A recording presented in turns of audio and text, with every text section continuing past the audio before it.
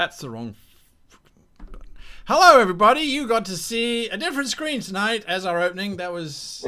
What the hell was that? That was Discord. I don't know what that was. Anyway, of course I screwed up because I have a special guest with us tonight. And I'm going to introduce him straight away before I do all the usual waffle. So everybody say hi, be nice. Be nice. And... yes, so I've got Alan from the Dungeon Coach. Alan, welcome. Thank you for joining us. Thanks for having me, man. I'm excited.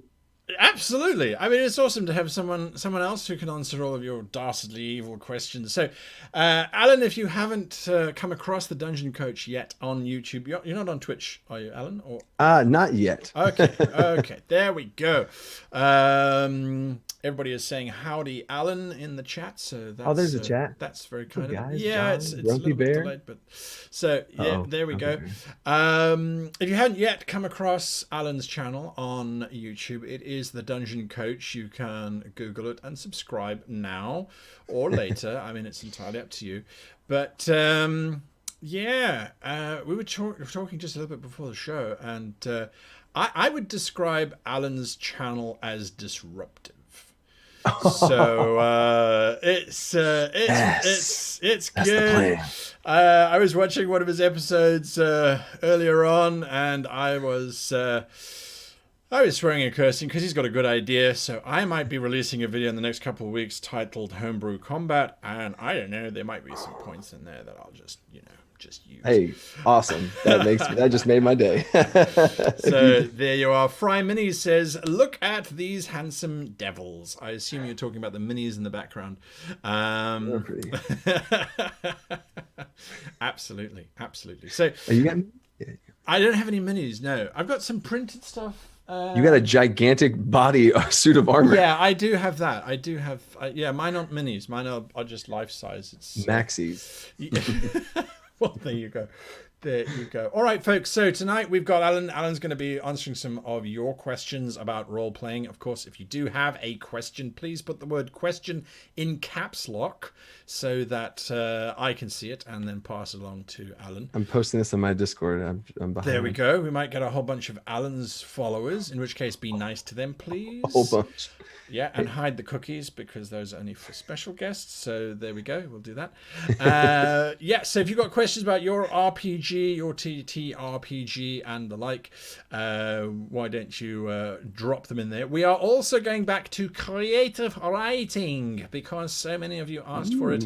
We said, hey, we're going to do some creative writing. So we'll do that at the end of the show if you remember to remind me, please. I've been doing some interesting stuff. So Alan, what did you get up to today? Or you haven't had it today yet, right? Because it's sort of. No, my video today was about downtime. If that's what you're talking about, downtime. Okay. What not the most exciting thing, but just different ways to run it. Trying to, because a lot of the comments I got on the video so far were like, "Oh, I've never been in a game where they do downtime." I'm like, "Wait, what? Wait, really? Wow, too busy inside them dungeons. Got no time for downtime." So just different ways to do it, why you should do it, benefits of it, ways to run it off. That was the video for today. Okay, so how do you inspire your players then to actually engage in downtime? So I would say, like, first of all, I mean, I think it starts with the backstory of having, like, giving them some sort of goals that they want to accomplish individually or as a team or whatever, and then giving them or letting them see that they can accomplish those goals. Something super small that just popped in my head is one of my characters was like a geomancer, sorcerer, homebrew class. I'm sorry, I'm disrupting stuff again here. You see, folks, you see what he does? Just disrupting everything. He just makes other things. That's right. So it was basically a sorcerer class that locked out of all the other elements. He could only do earth spells. I reflavored some spells to be earth spells. But anyway, he wanted to do pottery. Because geomancer, earth bending, earth sculpting, pottery, right? Super small side thing, but I just gave him the option, or even asked him a question like, "Are you going to do anything with pottery?" Like they'd be like setting up camp or something, and just kind of like what you just said, like gentle nudging of like, "Oh, what about if you?" And then the first town they went to, the first bigger town, had this like big pottery shop and this grand, and he's like, "Oh, I can," but he was really, really bad at doing pottery. So he got to learn some lessons at it and started low and had to really work his way up to where he could eventually make some money from the pottery and get a little extra gold in his pocket. And yeah, so it was fun and funny to see him make some awful pottery, just lumps that was trying to be a cup, but it ended up being a squishy bowl plate. Hybrid, fun stuff that starts off as funny and then turns out to something that could be actually useful. But that's just a super small example of pottery. But I think it's a super cool example because it shows us exactly the power of role playing. Is that someone having a pottery lesson in role playing? Right. Have you ever done pottery, Alan? Oh, pottery. I've been real big in art, but mainly drawing. I have messed around with some pottery, and I have a stepsister that is a pottery pro, but I've played with the spin wheel and then it just kind of went crazy. I've never done anything of worth. Usually I would paint something that has been potted or kilned or fired. There you go. Fired, yes. I'd paint that, and then so which is not even pottery anymore. It's just painting. So oh, there we go. Oh, wow. Right. So we've got some questions coming through, but just before we talk about the downtime, I have a new role-playing series that will be launching when I press the button. So probably I'm thinking maybe tonight or tomorrow, which is with a bunch of my regular players. It's a sci-fi setting. It's only 7 episodes long because that's how long we got to play for it. But the last 3 episodes is nothing but characters arguing. Each episode's only an hour long, so it's not very long. So it's a 3-hour session of the player characters just arguing. And I haven't had as tense a 3 hours in GMing in a long time where you're like, are they going to do this? Because effectively, I'm not going to tell you what it's going to, because it's a spoiler, but it was interesting to see how their downtime, because I had stuff planned on either side of it, but their downtime just turned into this disaster, and there's possibly mutiny going on, and there may be some murder going on, and there's some backstabbing going on, and there's characters reversing their, it's like, you might be my life brother, but I'm gonna stab you in the back. Anyway, so and you as the GM's just sitting there listening to all of this, like, what? That's it. Absolutely. What are they gonna do? And my favorite part in the whole thing is at one point, one of the players, who's a very good GM and a friend of mine, he's like, oh, wait, you make a roll to get insight. I'm like, hello, I'm the GM here. Can I make the roll call? I mean, but it made sense for the call that he was asking for. So I was like, excuse me. Just go with it. Yeah. So it was wonderful. I was just the observer there. I love just in a game master perspective, I love that your players just ran with it for like the whole session. I really love those moments whenever you can just sit back and that your players just go and you just get to kind of watch. Like, that's always a really cool moment. So that's awesome. Absolutely. I mean, it's what we live for. So hello, Forge Knights. Hello, Forge. What is the official name for someone who's a world anvilite? I mean, I feel so bad that I haven't kept up with that, but what do you, a forger? Because that sounds terrible for a bunch of it's an anvilite. Yeah, it's an anvilite. There we go. So welcome, anvilites.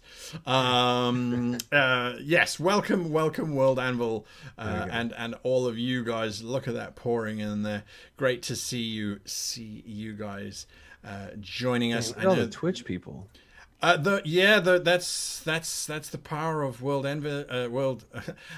that's the power of World Hefe, right? That's the power of World Hefe Live. I see Hefe's in the chat there, so that's super cool. I see there's some Dungeon Crew in here as well. Yeah, those are your guys. There we go. Hello, Dungeon Crew. That's super cool. DC Dungeon Crew, Dungeon Coach. Set the DC. I gotcha. Okay, so let's go to some actual questions before the World Anvil guys arrived. It's absolutely awesome. We were the very first question. Let's see. So we've answered that one. White Tiger 225 says, "What's your favorite mundane non-combat adventuring gear?"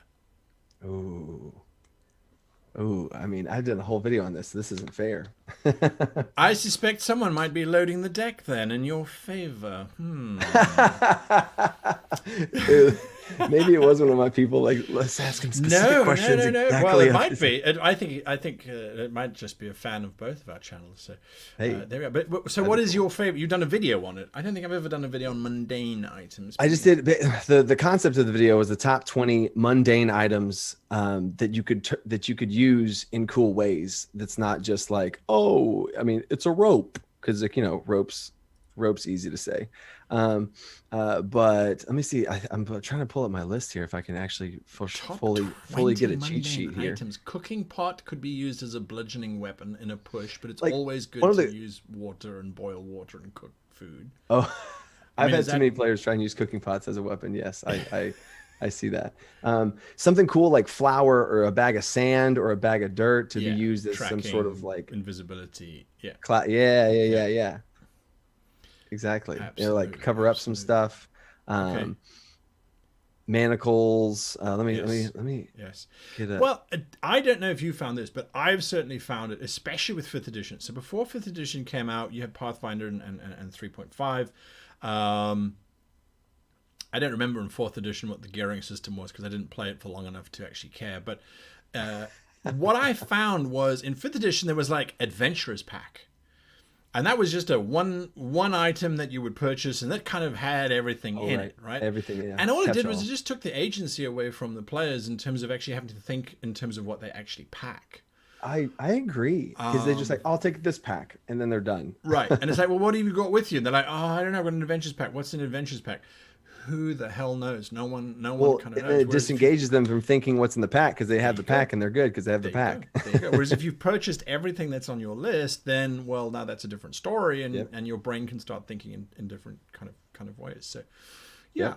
I think another cool thing was like alcohol, which, you know, of course you have the use of drinking it, but it's also flammable if you think about like catching things on fire or using it as some sort of deception thing where you knock out 2 guards and then pour alcohol over their bodies and leave a blank bottle next to them and then run away. It looks like they just, these guys got smashed and then left, you know, and it's like, oh, they didn't get knocked out. Interesting. Love that idea. I mean, that's brilliant. Yeah. That's brilliant. That's those are some of the things I'm going, I saw shovel, crowbar, manacles, pittons, because nobody ever I didn't know what pittons were until D&D.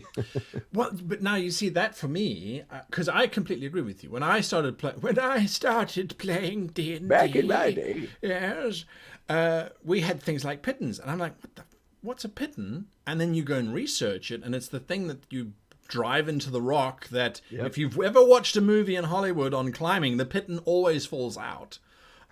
Which is what they designed specifically not to do. But anyway, but yes, I mean, pittons for climbing. Absolutely. People go, I can't climb the straight. Well, you could if you had a pitton or a couple of pittons and a grappling hook and some ropes. Climbing kit. Yeah. But that was also what I love about the game is that you either don't learn and you just go, well, I don't know what a pitton is, so I ain't going to use it. Or that was a great accent. You go and research it. That's my dumb southerner, I suppose. Okay, if you are asking questions, there are so many questions coming through. It's super awesome, folks. If you are asking a question, please put the word question in caps lock so that I can see it, because you can see they're coming through.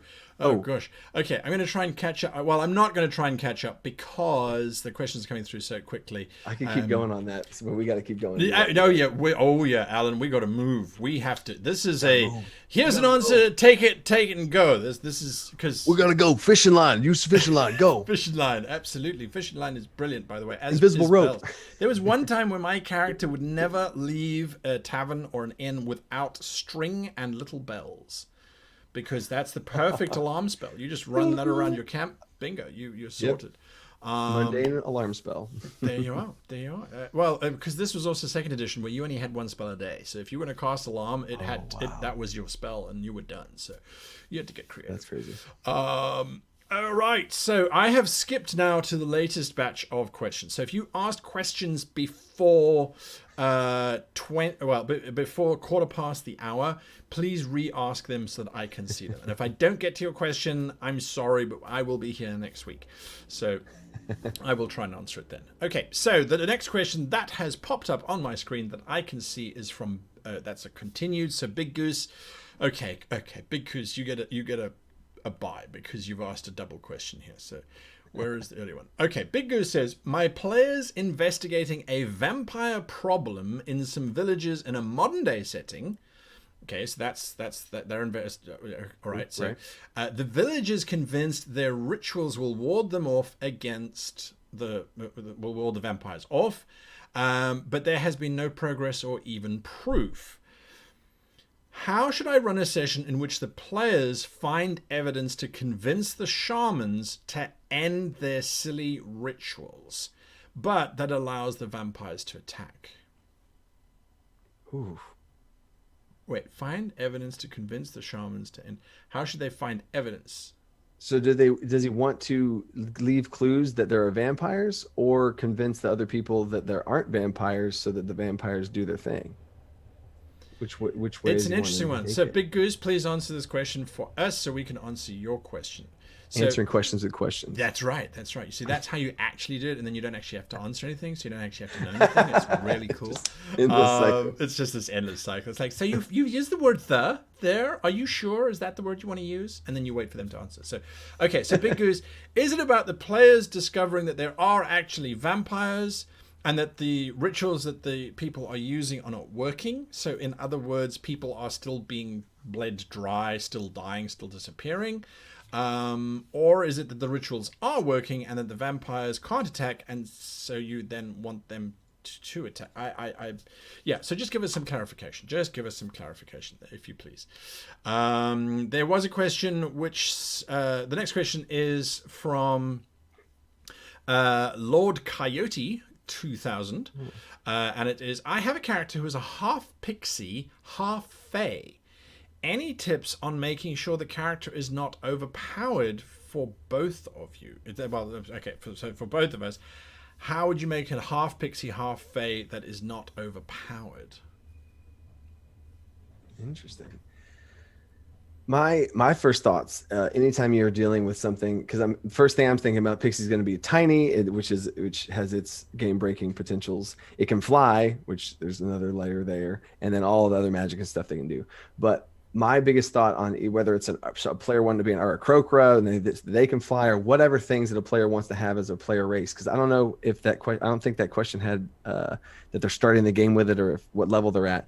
But have your players unlock parts of those feats of the specific to their race or whatever later on, to where they can do more things, so that they aren't so broken at the beginning and then they're just always broken. That's the first thing that pops in my head. I think that makes sense. Obviously, my first direction is Lord Coyote 2000. Ask your DM or GM if you can play it. What you're also talking about, I think, is new race creation, because unless Tasha's Cauldron of Everything contains a half pixie, half archfey, which I don't know. I doubt, though. But I would suggest chatting to a GM and then going through the character creation process. It is there if you I mean, by look of your verbiage, you're playing Dungeons and Dragons, so there's a whole race creation there to try and balance it out. But yes, there are a lot of problems. Pixies, as they are very small. So yes, can they cast polymorph and other things that are just going to be? Yeah, well, there's invisibility, I think, as well in there as well. Mm-hmm. I'm trying to remember. I did an adventure a couple months ago that had a pixie in it. But Watcher 2417 says, will there be a duel of GMs between Alan and Guy? Well, considering that he likes to homebrew the rules and I don't know the rules, I don't know if there's going to be much of a duel. Yeah, it's actually this way around, so I have advantage. So there. Oh no! Yeah, I just gave you flanking. You did indeed. Grumpy Bear says,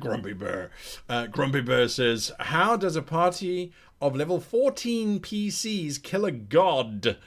We are going to go into battle with the big bad, a high-level wizard, with a cunning plan, only due to them doing a ritual where they are now demigods. So how does a party of level 14 PCs kill a god? They don't. They don't? They Wow. die in the process, or realize they can't run away, or That's become demigods themselves and ascend to be able to. Yeah, I would say, how do they kill a god? They kill a god if that is what the GM wants to have happen. If that's kind of what the GM has been angling at, is that they can kill the god in some way, that there might be rituals, there might be... So from a narrative perspective, if you set up that they can, then there should be a way. It doesn't necessarily mean that it should be easy or that there shouldn't be sacrifice. I know the one campaign that I ran where my players did become gods, they were also round about level 14, but in order to get to that final point, they had assassinated a whole bunch of gods previously, some by mistake. They had a dagger that was designed by one of the gods of the Forge, which was a dagger that could kill other gods, and they happened to find it.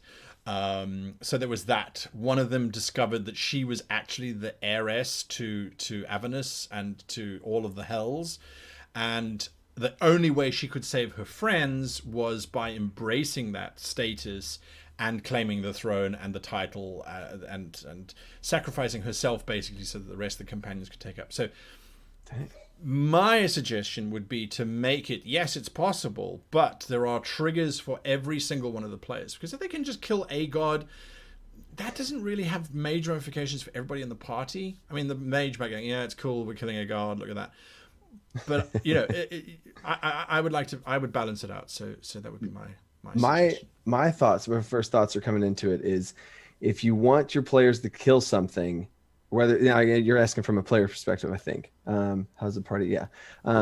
But I've thrown a challenging ancient dragon. I threw at a far too low level party, but they knew that they got into it. They chose to go down this very dangerous path. And in the dungeon, it was like a dragon that burrowed his lair into a waterfall. This massive dungeon. The players knew that they were in over their heads, and if they fought the dragon straight away, they were going to all die. Like, they knew that. They knew that the stakes were that high. But what I put in the dungeon were different boons or different boosts or different items or different things that they had to collect, which were risky to get. And it was a constant game. They had to think of, do we keep pushing, or do we go to the dragon now? Or do we take this risk to get this sword of the blah, blah, blah that can help me stab that after I stab it, then it, you know, all these different things to collect these things to be able to take down this massive thing that you could not have done otherwise. So that's I think that's fantastic. Another thing that just popped to my mind is, if you look at the pre-written adventure Curse of Strahd, there are several things the player characters have to collect in order to be able to fight off Strahd. And if you look at there you go. What is it, the Mythic Odysseys, the latest one, or the recently was latest one, Theros Mythic Odysseys, that's right. They have a whole bunch of stuff on gods there. Although it is the gods of Theros, you could easily just translate that across. If you have access to either of those two, that might help you as well. All right, let's bump on to the next questions, because they really are coming through thick and fast. So, yes, right. So we had some clarity on the vampire question, which came through, and I had lined it up and I've just moved it. So the vampires, the clues are against vampires existing. So the villagers, and the PCs, the vampires are not there. The PCs seem to know that they are there, though. They are an actual real threat that has been warded off by these rituals. Wait, I still don't get it. So if they are being warded off by the rituals, why would the PCs want to stop the rituals? I feel like I'm also still confused, so I'm glad you are as well. My where I'm going to take this answer, okay. I don't know if it's right, but it might be. I'm about 30% here. Is it would be cool if the players have to prove that there are vampires to the people that don't believe there are, and if the players have these thoughts of like, oh, I think there are, and they're sure of it, for them to have to go find the different clues to be able to try and like shed light on this whole vampire situation. I think that would be a cool little mission that's not, just blanket combat, to have to go find the clues or bring them to something to prove some things. I think that would be a cool way to do it. I love that idea. The scenario in my head is, All right, if you don't believe in vampires, give us your youngest virgin. We're going to take her and we're going to get her bitten by a vampire and we'll bring her back and then you'll see her rise from the dead. And then there's vampires, right? It's like, yeah, okay. I do like that scenario, though. It's like, go prove that they're vampires, not go kill them. Not, it's a nice twist on the usual kind of adventures. So I like that. Okay, let's go on to another question there. Vid Rajin says, any tips on implementing the Nemesis system from Shadow of Mordor into Dungeons and Dragons? Which is, for example, having enemy NPCs rise in army ranks based on interactions with the PCs. Have you ever played Shadow of Mordor? Oh, okay. If this is the video game, yeah, Middle-earth Shadows of Mordor, and then there was a second one. I literally had that on my number one thing to go buy a video game next, but Yes. then I think I was too deep into Dungeons and Dragons. I just didn't have the time. So no. It's like, I can't play your virtual games. My imaginary ones are more important. I was about to say, so much cooler. I have played Shadows of Mordor. I haven't finished it because I did find it got a bit repetitive after a while. I mean, it was a cool game to play, but yes. So the idea is that you have villains rising from the ranks based on what the NPCs or what the PCs are doing. Personally, I think that's fundamental. If your PCs are taking out the bad guy, there is someone who's going to take his place. They're going to rise up and they're going to learn from that bad guy's mistake as well. They're going to say, well, the PCs used lots of magic to kill the bad guy. Yes, that's what I was about to say. They're going to know their tactics, know their Exactly. weaknesses. Yeah, and that makes them a lot stronger. It's also a great story link because the PCs go in there, they slay the big bad. Maybe they don't search the entire dungeon, or they don't search the entire area, or they let people go. You run a couple adventures, and then later on, you have one of them. You remember me? You killed my master. Now I've come for revenge. And you're yeah. So I think that should. I think that could work there. I see that. Okay, Landon. Hello, Landon. Landon says here, if you have if you have your 5-step plan, I'll explain a little bit. Planning to include one of the characters' backstories and that player last minute can't make it, do you suggest shuffling the steps so that things happen with the player? Okay, so basically, Alan, a 5-step plan is just one of the techniques that I use for designing adventures. It's Is it similar to a 5-room dungeon? Similar to 5-room dungeon, but it's like a 3-act structure from a play. Okay. So you said you did drama, so Now the cards are in your favor. Right, absolutely. So the question is, you've planned an adventure for a particular character's backstory, and then that player doesn't show up for that session. What do you do? Interesting. Yeah. So my initial advice would be, Landon, that if you haven't started down that path yet, if you haven't started that adventure yet, I would delay it. I would throw in something else. I would just do something that's completely random, make it up on the fly. There's a whole bunch of videos on how to do that, of course. You know the 5-step method, so you can just create something for the 4 players that are there. Some things that are quite cool, if you don't want it to move away from where the players are, is you could have the 4 of them wake up, go through an entire session, make it a one-shot that lasts just for your particular session, and then have them wake up at the end, or have them step out of a portal at the end and some fairy queen transported them in whatever tavern they were in.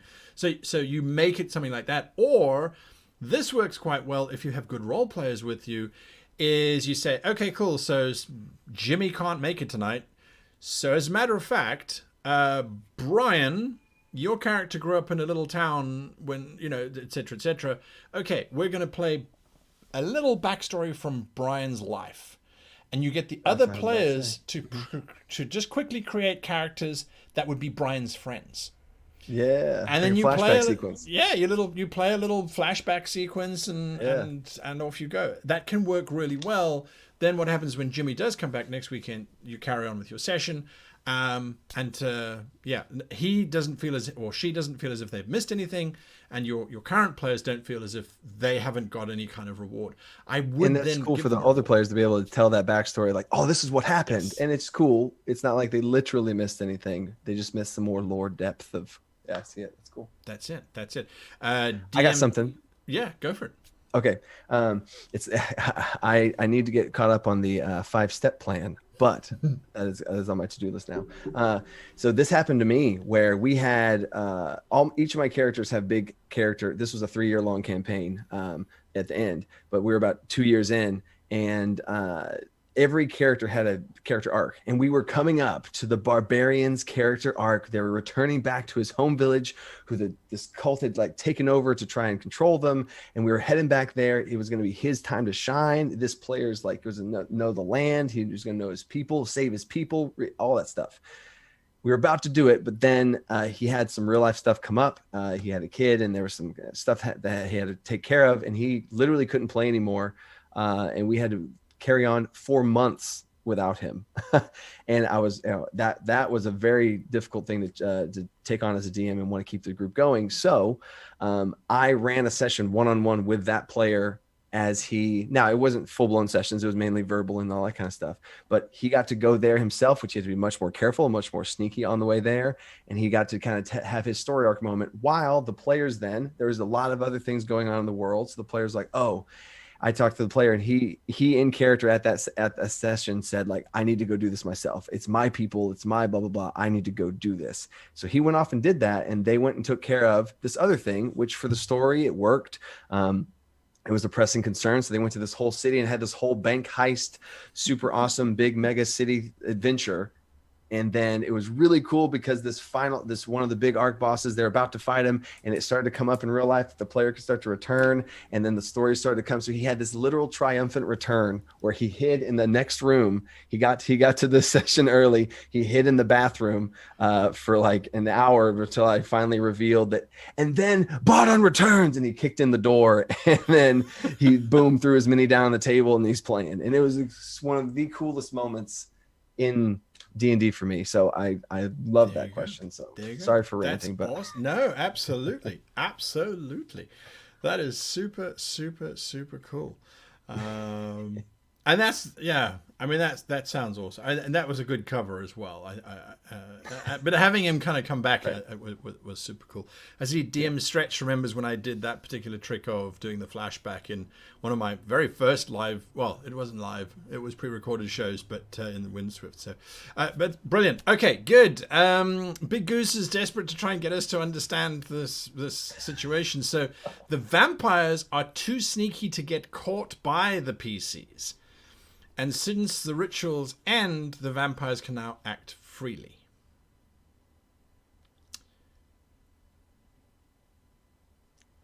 Did I read the question?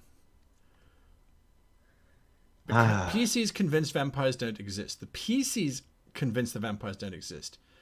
Okay, because the vampires are too sneaky to get caught by the PCs. So they don't know. Players prove they don't exist using the scientific method. Okay.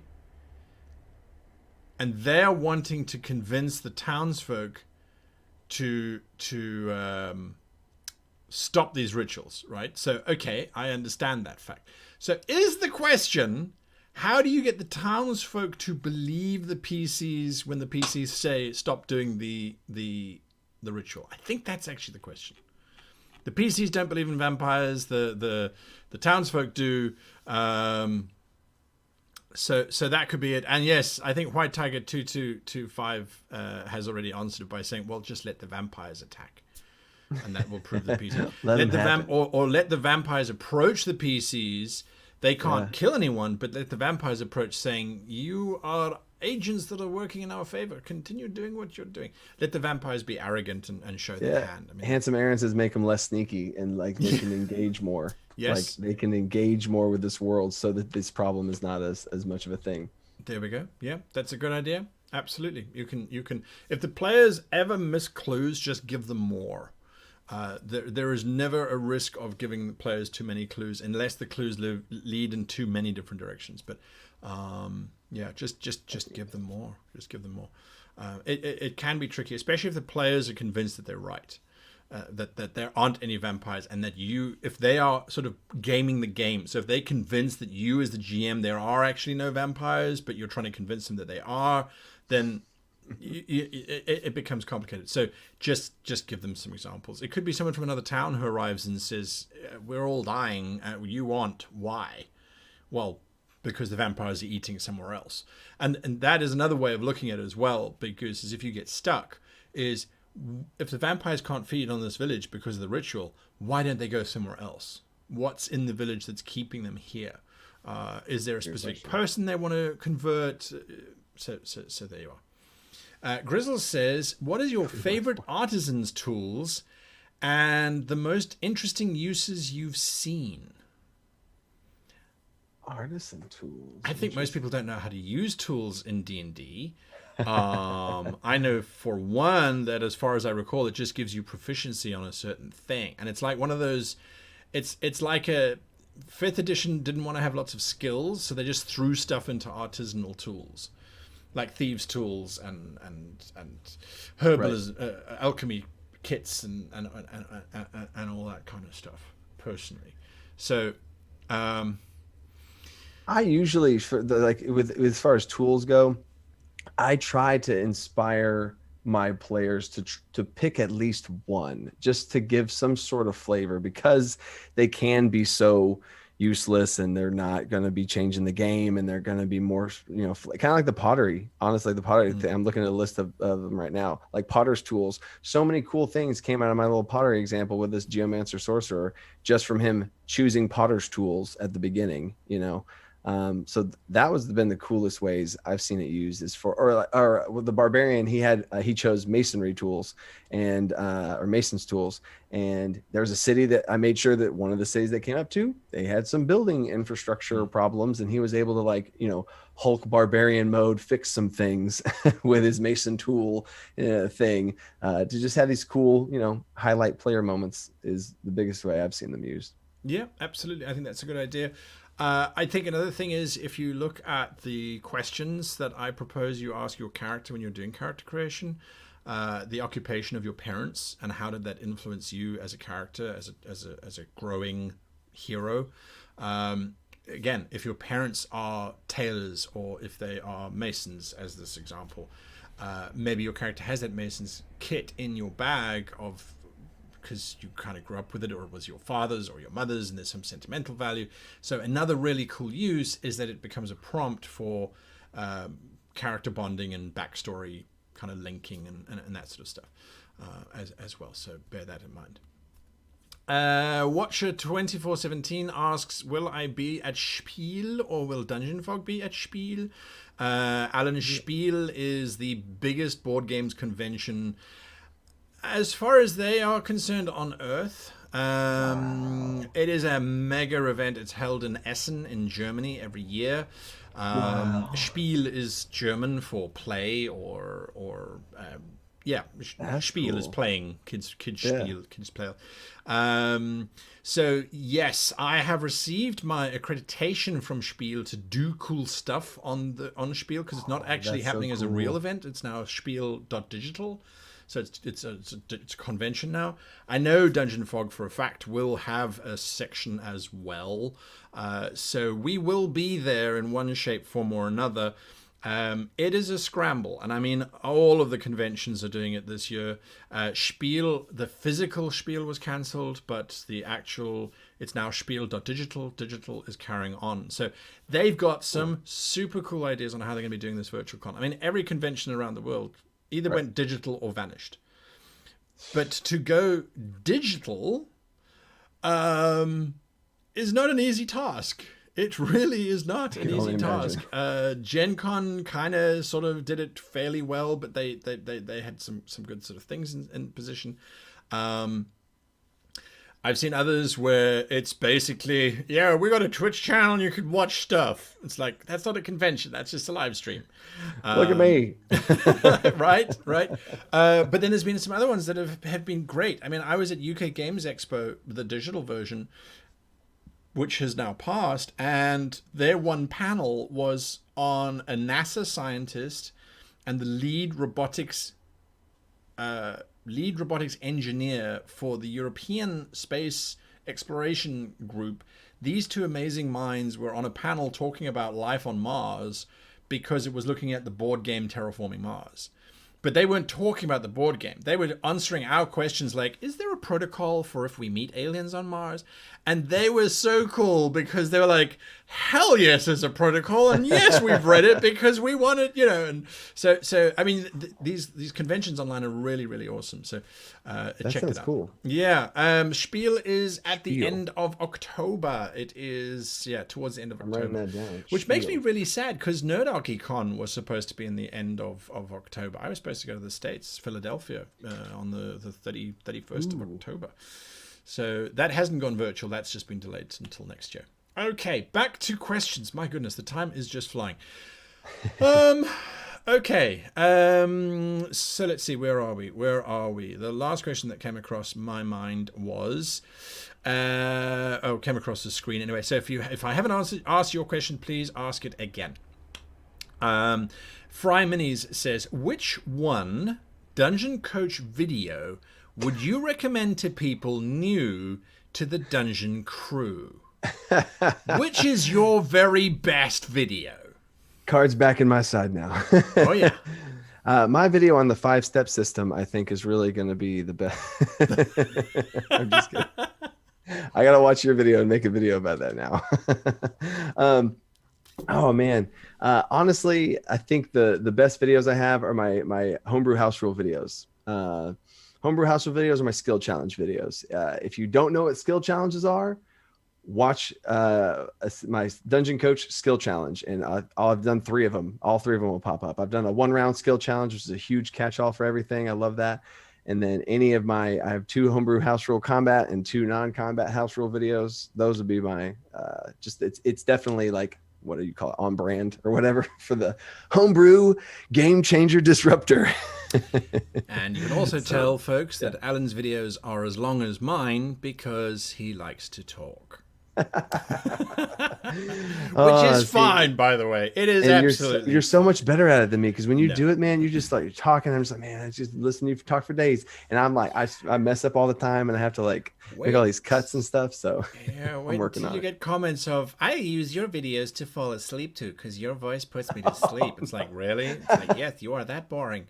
John Smith, thank you for that $10 donation. I do appreciate it. John Smith, maybe this makes sense to you. A lemon character holding his hands with gratitude on his face. John Smith, lemon character holding his hands. I don't get it. I looked closer. It is a lemon. Just there you go. Just super excited. Anyway, John Smith, thank you for that. Really do appreciate that.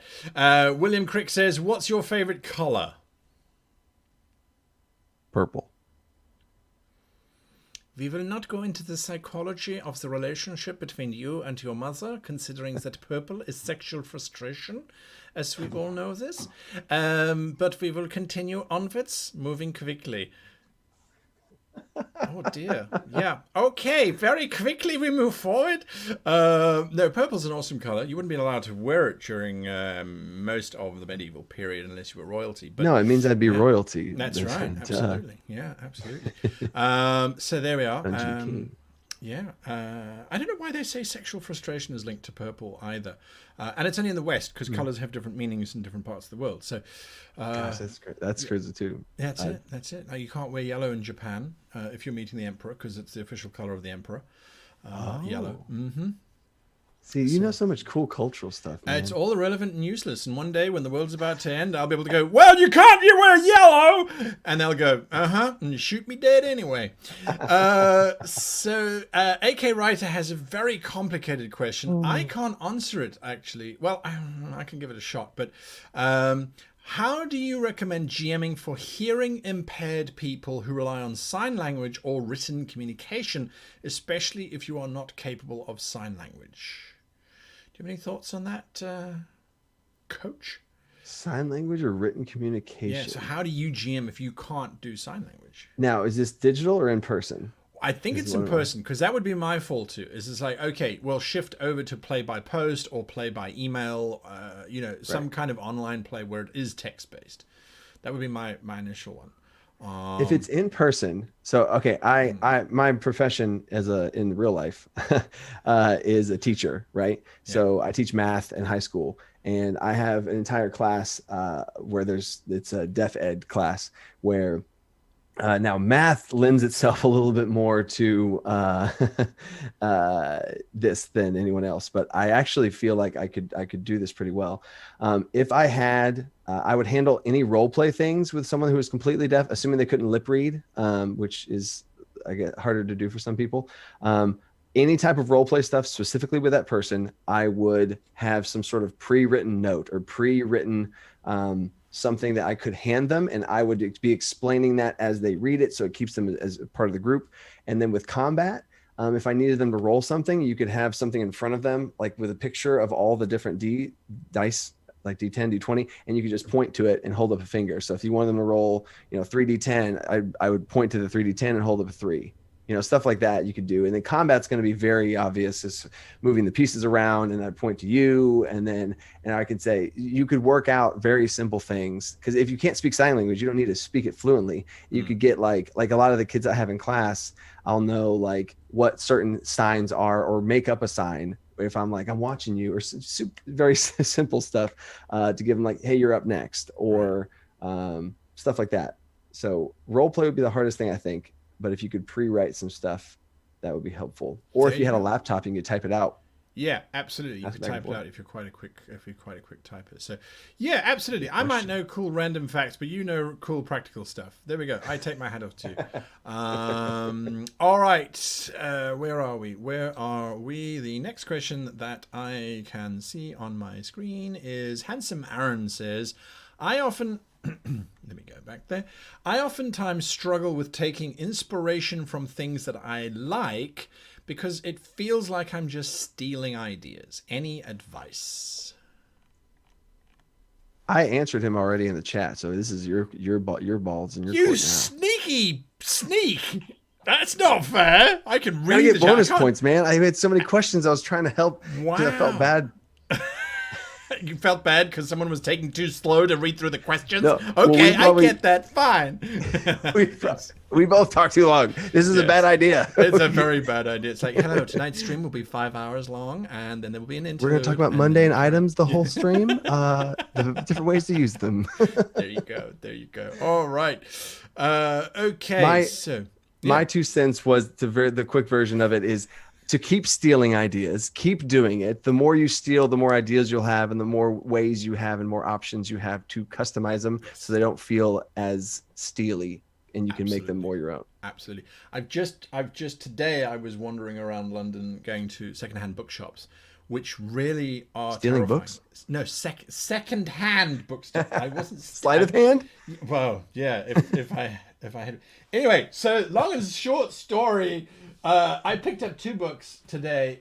This one is The Name of the Rose by Umberto Eco, an Italian writer. If you haven't seen the film, do yourselves a favor. There is an amazing film for you to watch called The Name of the Rose, based on the book. It stars our dear friend Sean Connery, and he runs around inside this monastery trying to solve a problem.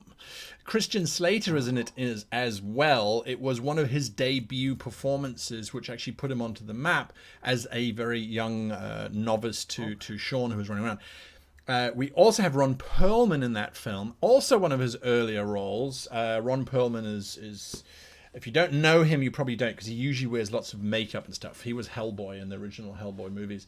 But that is one of the greatest medieval detective stories told. There's a whole bunch of intrigue going on there. So when I saw the book, it's like, well, I steal from the film all the time.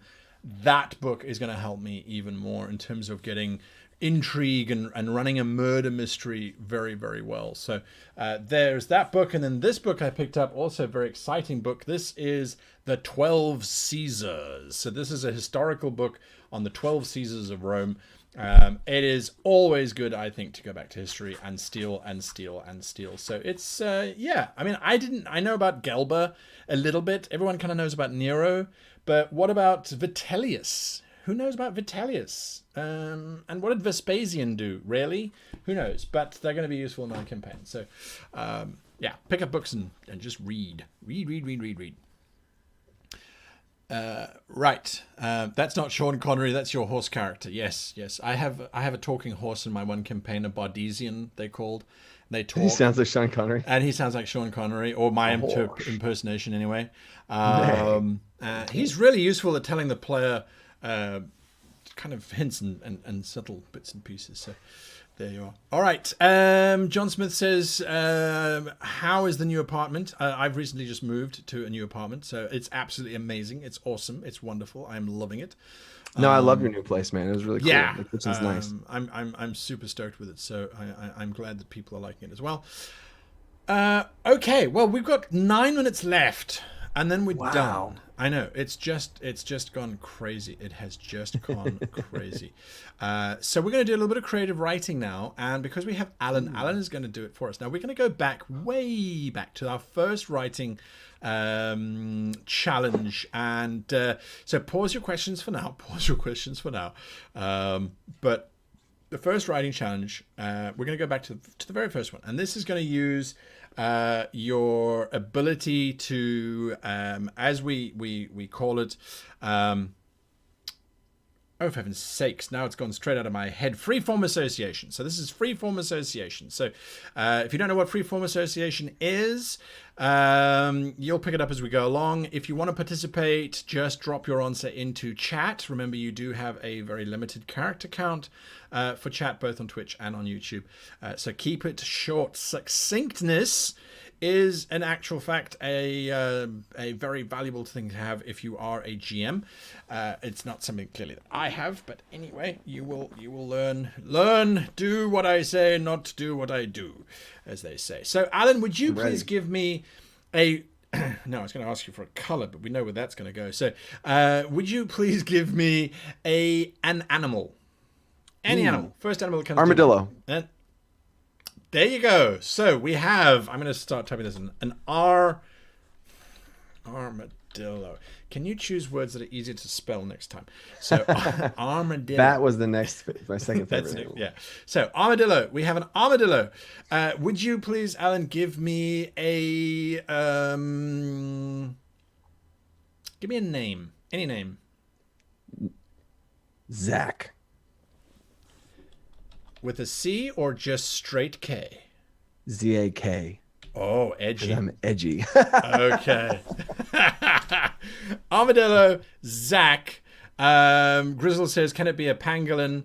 No, it's an armadillo. Armadillos have different skills from pangolins. Pangolins are cooler than armadillos, but no. All right, we'll get into the pangolin armadillo debate later on. All right, so we've got that. Okay, I would like you to give me some kind of violent weapon. Violent weapon. Yes. Now, okay, I'm going to make sure I'm staying fantasy specific since it the coolest thing. Okay, fantasy specific. Sure. Okay, so I'm going to go with a whip. A whip. Weapon least likely. I was going to say chainsaw, but then that would not be fantasy setting. So then I had to do a hard test to whip, but then with the sexual frustration stuff you said earlier, now I feel uncomfortable. Well, hey, look, again, you see, the patient will reveal to you all that is going through his mind, even though you ask him nothing. Yeah. Anyway, so there we go. All right, so then I need one last thing, and that other thing that I need, please, is going to be another name, but not a male name, or not a name usually associated with the masculine form. Candir. Again, the patient. Yeah, okay. Candir. Candir. C-A-N-D-I-E-R? Ooh, sure. Yeah. Candir. I was going to go with the good old Y-R, but I like the... Y-R. No. Candir. Okay. All right. So there are your 4 words. You have...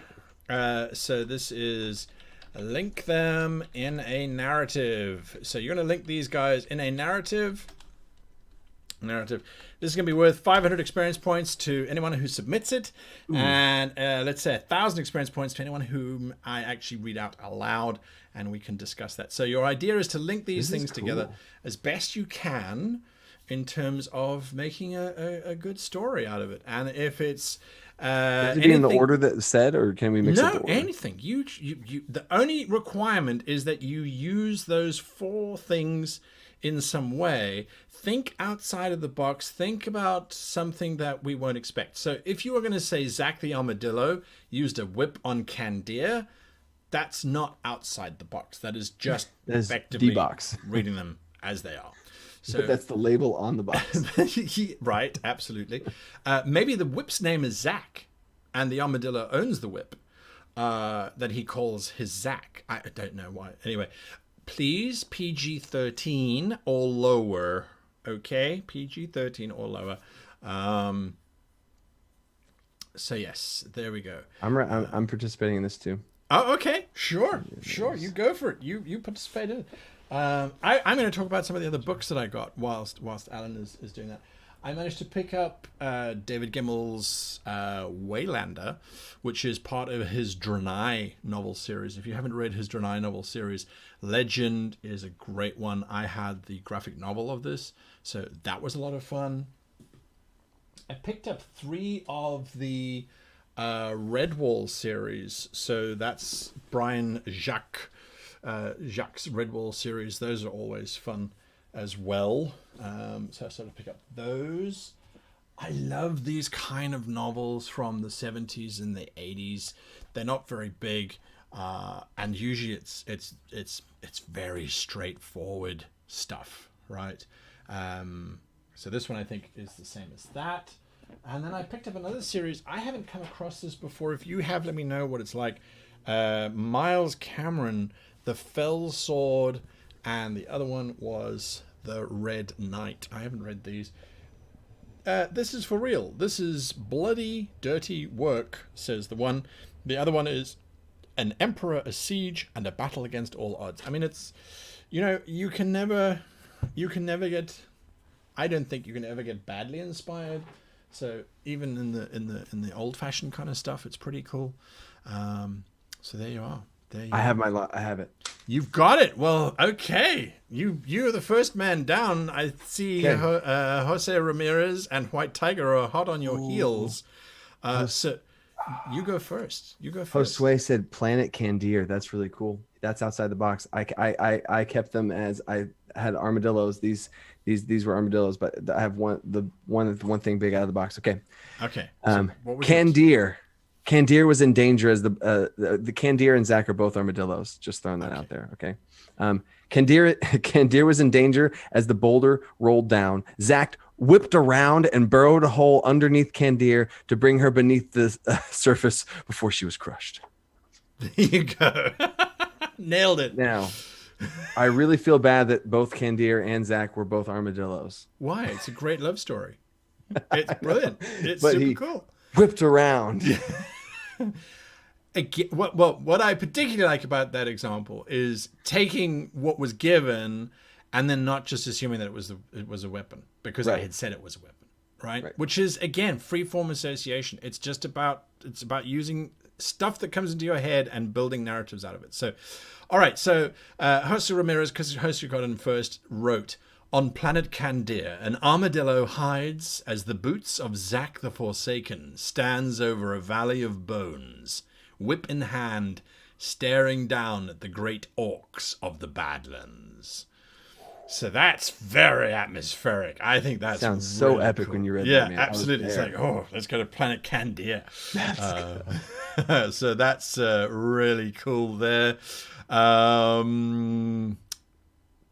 Wow, we've got some interesting ones coming through. White Tiger 225 says, armadillos, as they evolved intelligence, realized their stubby little arms would not keep up with humans in battle. One armadillo wizard of the Candir clan came up with an idea. Testing on his apprentice, he used a unique kind of enchanted whip, a terrifying tool their stubby arms could flail with efficiency. It was thus named Zack, after the sound of the zapping crack of its attack it makes. There you go. And the alliteration is great as well. Zapping crack of its attack. So that's really cool too. That can be quite powerful sometimes. In literature, not so much necessarily around the table, but that's super cool. I like that one. Albino Reaper says, the ranger Zack and his reliable armadillo companion seek the fabled whip of animal control, a whip owned by the late Candir of the Grove. So again, look at that. We've got an adventure, right? Really, really cool adventure. Let's see. Lance Pickett says, damned Zack. He was always too quick to anger. So finally Candir took the whip of command of the command class from him and sent him home to Armadillo for reassignment. So Armadillo's the place now. It's a planet. Right. There you go. Jeff Williams has got dialogue in his. Can you see Jeff Williams' comment? Yeah. It's on YouTube. Do you want to be Candir?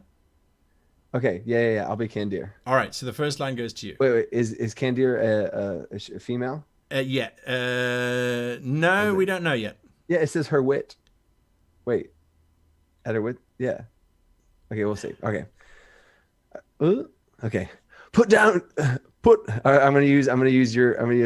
down Zack. Candir screamed at her wit. Your Highness, I don't say she was whipping across the clean rugs again. Picking up Zack, the Queen turns around and shrugs off her wit. It's okay, Zack. I love you.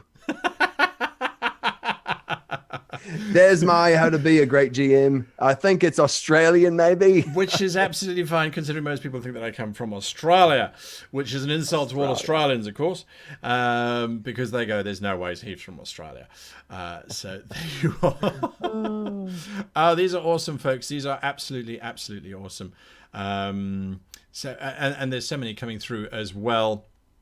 All right, so I think you guys have pretty much got this down. Again, remember, freeform association, do it whilst you're standing in a queue, waiting for someone to do something. Just look at the person, look at something next to them, figure out how they're going to kill their mother, and get away with it. That's what I do quite often. It's like, how would that person get away with it? And sometimes they don't. It's like, there's no ways that person is intelligent enough to actually get away with killing their mother. That was really cool to see the chats, different takes on it, the different ways they use the different things, the different adventure hooks that came naturally. That's it. And that to me shows us just how creative we all are, and that there's no such thing as, oh, we've run out of adventures. It's like, no, here are 20 different adventures for you, and it's based on as Armadillo, Zack, and Candir, and a whip. Don't forget about that whip, yeah. So there you are. All right, folks. Sammy Crit figure what? Oh, I see. Oh, sorry. There was just something in caps. It's like, oh my goodness, but I see that it was part of the right that he submitted. Guys, really, really appreciate you taking part. I hope you enjoy the creative writing. Like I said, I mean, Alan, they asked me to bring it back, and I'm like, well, I'm just the one who gets to sit here and read all this cool stuff. So, y'all are doing the creating. That's cool. No, it's really awesome. Anyway, Alan, thank you so much. How often do you release videos? Once a week? Every Saturday. It's about to shift to every Sunday because of work and stuff. But sure. Every weekend. Every weekend. Yeah. Sunday. Thank you so much for bringing. This was so fun to. I've watched your videos for a long time before starting my own YouTube channel. So this was really cool to like meet you at this level and then talk with all the chat and share all the ideas and hear your perspective right alongside mine. That was a really cool experience for me. So thank you. No, absolute pleasure. I mean, it's all about learning from each other. And if we can do that, then that's brilliant, which is exactly what's happened. So yes, right. Okay, so check him out every Sunday on his channel. I think I still have that link there, as supplied by the wonderful Laura Bones. Thank you, Laura Bones. So if that leads you somewhere else, it's Laura Bones' fault. So just be aware of that. Thank you, Jacob. Jacob saying, I love these two GMs. So there we go. Jacob Struck. Thank you for that. Thanks, man. And yes, thank you to all of you for being in the stream as well. I'm going to be bringing on some more guests. I want to say in a couple of weeks' time to talk about some more cool stuff. And then I've got some more guests coming on later on where we're going to do a sci-fi special. Just a sci-fi show. And I have to say, I did a podcast with these guys recently. They haven't launched yet, so I can't send you anywhere. But yeah, it was the most entertaining podcast I've ever been on, because they were asking me questions about stuff that I don't even remember doing. They had done so much research, it was scary. They're like, so Guy, in 2017 you said this on a Tuesday at that particular point. What exactly did you mean? I'm going, I was, yeah. I don't even remember that stuff. So there you are. Oh, yes. Alan, do you have a Discord? I do have a Discord. Do you have a link? I should have a link. My Discord, I have not. I just got a new computer and I have not downloaded on this, but I have the link right here. Okay. Discord. It's in the comment section of all, or in the description of all my videos. That's where I'm grabbing it. Okay. You can go find that. You guys can go and find that. And of course, if you wanted to join my Discord server, it is discord.gg/greatgm. You can't miss us. Boom, there it is. I just linked it. Oh, cool. All right, perfect. So, yes, folks, I hope you have a fantastic Saturday afternoon, evening, wherever you happen to be in the world. Alan, thank you so much for being on the show. We'll have to get you to come back at some point. It has been a lot of fun. And, yes, there we are. We'll see you all, guys. Next live show will be next week on Wednesday night when I return with From the Shadows Born. That's the live role-playing game. It is no longer a one-on-one game. We now have some additional folk who joined in. On last Wednesday, we did the Session 0. So they will be joining Brian on that event. It's going to be... It's going to be interesting. And let me just tell you that I was going, how do I get them to join the game? So if you ever want to know how to get players to join in the middle of a game, I think I can help you with that this coming Wednesday at 7 p.m. GMT. Cool. So have a look out for that. And we obviously we play the game for an hour and a half, and then we spend half an hour where you guys get to ask me questions about what I had planned for the game and what actually happened and how I tried to correct for that. Oh, anyway, that's so cool. Yeah, especially when I'm going, really? I didn't do any planning, so it was easy. What just happened? Oh my God. It just happened. And let me tell you, Session 0, I don't think the players thought it was going to go where it went, but it did. So it's all good. Anyway, folks, have a great one from me. Again, Alan, thank you so much for joining us. It's been an absolute pleasure. All right. So long, farewell, and all I can wish you is the happiest of gaming.